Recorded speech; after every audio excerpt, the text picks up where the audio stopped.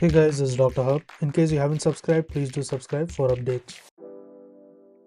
Autoimmune hepatitis, and we're looking at its types.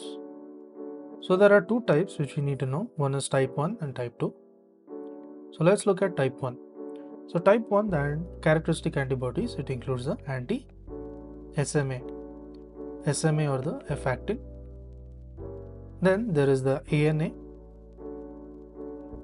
the PANCA. Next is the anti-SLA, the LP, as well as the anti-AMA antibodies. Next we look at the age of onset. So here the age of onset will be bimodal, that is in 10 to 20 years, as well as in terms of 45 to 70 years.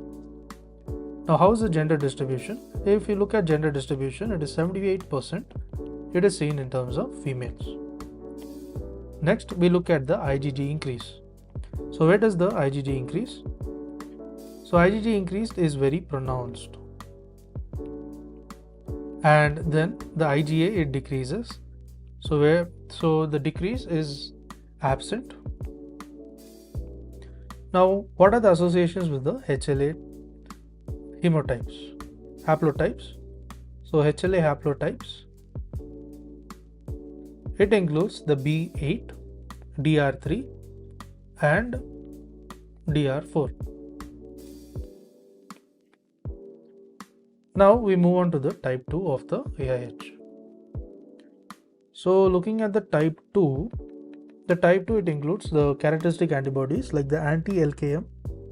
So there is anti-LKM, the anti-liver cytosol 1, anti-liver cytosol 1. Now what is the age of onset here? The age of onset will be about 2 to 14 years, and the gender distribution will be 89. So gender distribution will be 89% in the female. Next is IgG. IgG increase will be moderate, and IgA increase, if you see, it will be occasional. Now what will be the association with the HLA haplotypes? So in terms of HLA haplotypes, it will be B14 as well as DR3.